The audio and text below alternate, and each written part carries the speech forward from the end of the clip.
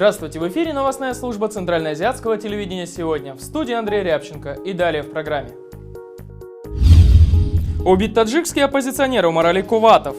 Безработный пенсионер или водитель, кто станет следующим президентом Казахстана. В Узбекистане у женщин власти официально отымают часть пенсии.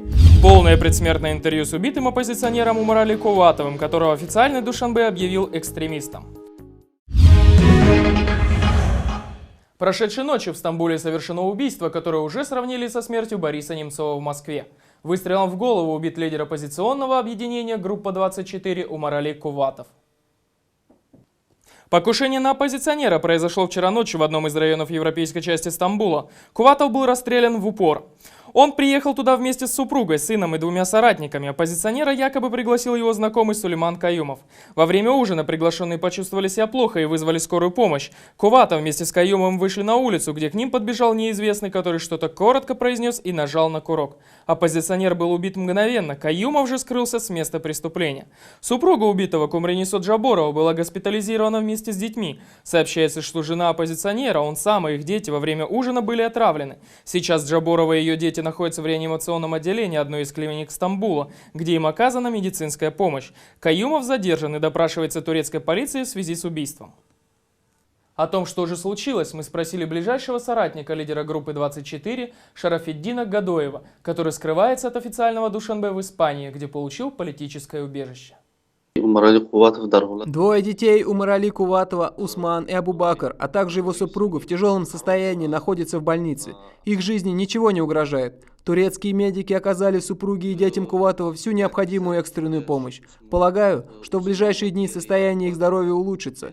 Человека, с которым он был, зовут Сулейман Каюмов. Нам достоверно известно, кто он и откуда родом. Не могу сказать точно, задержан ли он, но турецкие власти подтвердили его арест и заявили, что он находится в руках органов безопасности Турции. Он познакомился с Куватовым приблизительно полгода тому назад, а до того сблизился с его родными и близкими. Так как он владел турецким языком, при необходимости его просили помочь с переводом. Их сотрудничество продолжалось более 6 месяцев. За это время он показывал себя противником власти Рахмона и помогал нам в деле достижения наших целей, как гражданин Таджикистана. Умарали Куватов был успешен в своей коммерческой деятельности. У него не было проблем ни с кем из партнеров. Его убийство связано исключительно с его политической деятельностью и позицией. Вы сами были свидетелями того, как его неоднократно пытались арестовать, экстрадировать, нейтрализовать, на что потратили не $1 миллион. Однако все их предыдущие попытки не принесли результатов, потому в конце концов решили его ликвидировать и достигли своей цели. Его убийство – дело рук власти Таджикистана. Другие не имеют к нему отношения. Других версий нет и не может быть. Таджикские власти угрожали и мне лично. На меня совершили покушение в Испании. Однако из-за отсутствия доказательств я не стал заявлять об этом. На жизнь Куватова покушались неоднократно. Были попытки в Москве, где на него напали с ножом. Также попытались убить его в Казахстане, задержать в Турции, но ничего у них не вышло. Таких попыток было много. Умарали Куватов был нашим лидером, вождем, и сегодня никто не может занять его место. Но идеология, которую он оставил нам, своим ученикам, то есть борьба за социальную справедливость и улучшение жизни народа в Таджикистане, глубоко укоренилась в наших сердцах, и ее невозможно уничтожить. Мы обязательно осуществим идею мечты Куватова, никогда не свернем с его пути. Хотя утрата лидера является для нас трагедией и в чем-то поражением, но вместе с тем это дает нам новые силы для борьбы за свободу и справедливость. Куватов был лидером оппозиционной группы 24, созданной в 2012 году после вынужденного бегства из Таджикистана. В республике Куватов работал в торгующей нефтепродуктами компании «Фарос», которая по неофициальным данным принадлежит родственникам Эмомали Рахмона. Сам оппозиционер заявлял, что покинул родину из-за преследований. Он направился в Москву, однако после запроса о выдаче со стороны Таджикистана переместился в Дубай, где все-таки был задержан, но позднее отпущен. После этого он переехал в Турцию, где был арестован в Стамбуле за нарушение визового режима. Однако в феврале этого года вышел на свободу как кандидат на статус беженца по линии управления Верховного комиссара по делам беженцев Организации Объединенных Наций. Российский правозащитник Николай Николаев сравнил убийство таджикского оппозиционера с гибелью российского политика Бориса Немцова. Безусловно, это политическое убийство. оно как раз находится сегодня в тренде предыдущего громкого политического убийства, которое произошло в России, убийство Бориса Немцова. И логика вполне понятна. То есть на пространстве СНГ сегодня происходят значимые события, которые меняют в корне политический расклад и политическую систему на всем евразийском пространстве бывшего СССР. И, естественно, Куватов, как постоянный противник ныне действующего режима, явился серьезной причиной и серьезным оппонентом для того, чтобы, и серьезным игроком для того, чтобы не быть неубитым. То есть это очевидно, потому что те действия, которые сегодня проводила внесистемная оппозиция Таджикистана, возглавляемая Куватовым, она ставила перед собой цель демонтаж нынешнего режима, смену политической системы, проведение реформ и так далее и тому подобное. Куватов и его соратники неоднократно выступали с резкой критикой властей Таджикистана, обвиняя их в коррупции. В октябре прошлого года группа 24 призывала жителей республики выйти на митинг к зданию парламента, однако акция не состоялась. Тем не менее, власти из-за опасений массовых манифестаций усилили меры безопасности по всей стране. Позднее группа 24 была признана экстремистской. Позавчера городской суд Душанбе приговорил Умиджона Солихова к 17,5 годам лишения свободы по обвинению в причастности к движению Куватова. Мнением о возможных заказчиков этого политического убийства поделился известный своими резкими высказываниями таджикский оппозиционер Дададжон Тавуллоев, скрывающийся сейчас за границей. Я буквально недавно получил информацию о том, что готовится покушение на Умарали Куватова и на меня. Я об этом говорил и Умарали. Он знал, что его ждет что-то неприятное. Я думаю, что прошедшие выборы, так называемые выборы, и убийство Умарали Куватова – это последняя точка. Теперь никто не верит ни в выборах, ни в пустых обещаниях Рахмонова. И все понимают, что единственный путь – это митинги, это акции гражданского неповиновения. Однако не все придерживаются столь радикальной версии произошедшего.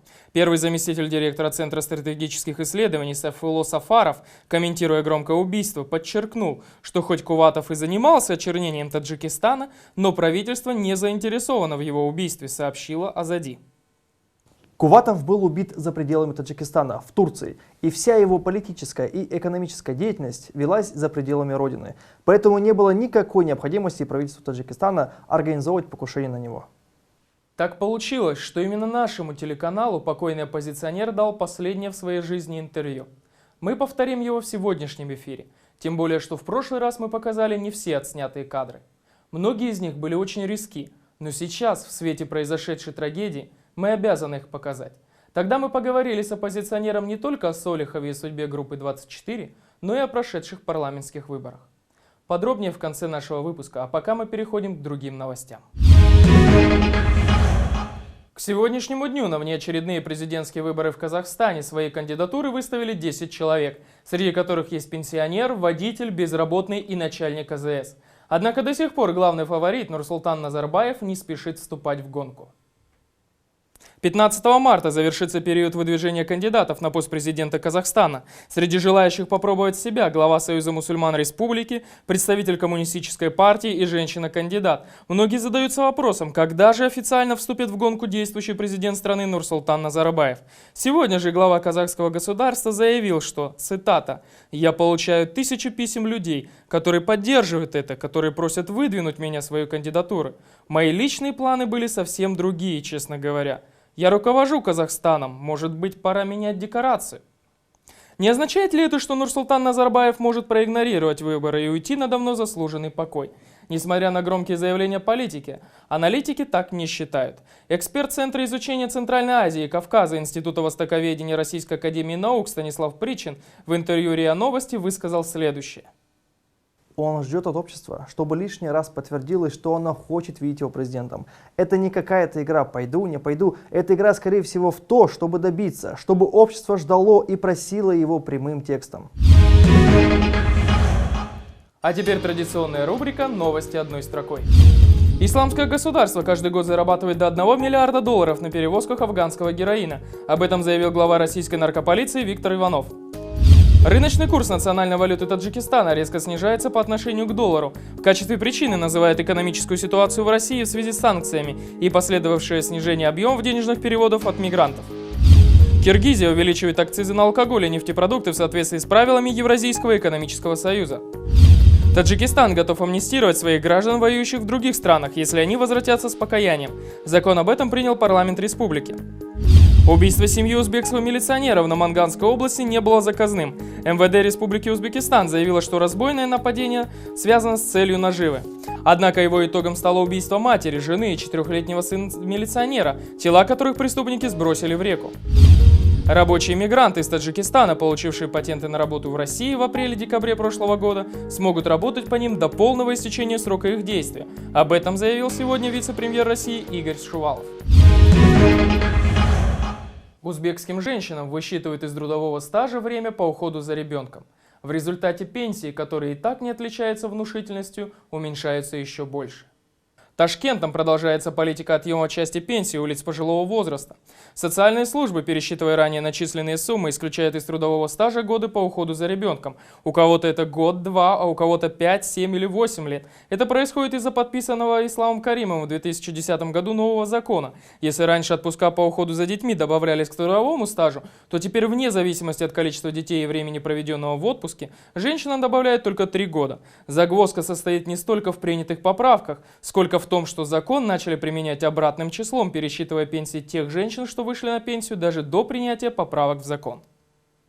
Сегодня мы подготовили полное интервью Умарали Куватова, данное нашему телеканалу 4 марта. В этом интервью покойный оппозиционер делится своим мнением о прошедших парламентских выборах в Таджикистане.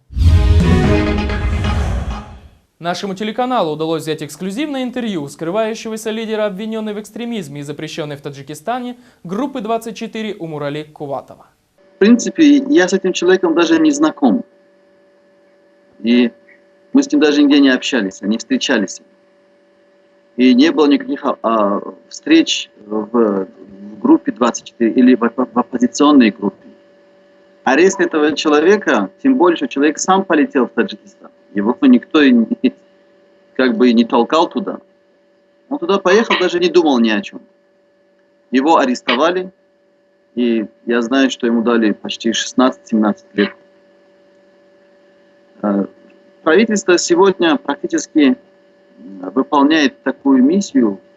Каждый, кто что-то если сказал на улице, неважно, а это 8 миллионов населения Таджикистана, любой из этих людей может быть арестован, если даже где-то он там сказал что-то. Как ни странно, ни одного из группы 24 еще не арестовано. Все те люди, которые арестованы, это находятся люди из возрождения Таджикистана, люди, которые выступали от молодежи Таджикистана. Были попытки арестовать из нашего движения, это Гадоев Шарафиддин, которого Интерпол арестовала, позже его отпустила, оправдала. Также и я несколько раз был арестован. Но других людей из группы 24 пока, слава Аллаху, не было арестов. Тут надо разобраться в сути слова экстремист, то есть люди, которые хотят изменить режим. Считаю я себя вот в таком значении, как человек, который хочет изменить судьбу народа Таджикистана и повести новым путем, чтобы это был демократический путь. Конечно, я считаю, что цель у нас именно дать достойную жизнь народу Таджикистана. Но в понимании правительства Республики Таджикистан, потому что слово экстремист и тут же террорист, здесь идет как бы вопросительный знак. Здесь мы, конечно, не согласны с тем мнением, как они говорят. То есть мы еще в Таджикистане за все наши годы выступления ни разу не сделали никаких движений в сторону терроризма. Я делаю все со своей стороны и многим людям выхожу через их родственников, звоню, через людей, которые в возрождении Таджикистана находятся, опрашиваю, как они сейчас находятся в тюрьмах. Но те, которые посажены на территории России, в принципе, они пока не жалуются, но остается большой вопросительный знак. Что с этими судьбами будет? Россия выдаст ли этих людей за то, что они имеют определенное мнение свое по поводу этого сегодняшней ситуации в Республике Таджикистане и того положения нашего народа. Какое решение примет Россия, мы еще пока не можем сказать. Но однозначно могу сказать, что те люди, которые находятся на территории Таджикистана, ну, естественно, там находятся и пытки, там есть и издевательства. Таджикистан, конечно, славится этими всеми действиями. За эти судьбы, конечно, мы очень переживаем, контролируем. Даже не знаем о событии с Махсудом Ибрагимовым, с тем человеком, который 6 ножевых ранений было. Позже его просто выкрали и, как вы знаете, решили гражданство его в течение суток и сказали, что он не гражданин России. То есть все это напоминает какой-то ужас. Естественно, они сфальсифицированы. Но самое страшное, что правительство не дает народу Таджикистана другого выхода, подталкивая его на гражданскую войну. Здесь явно видны те события, которые произошли против ПИФТа, которая защищала программу правительства Республики Таджикистан. То есть она действовала, помогала, воздерживала народ от этих действий. Но события начнут сейчас стремительно двигаться вперед. От этих парламентских выборов выиграла только оппозиция.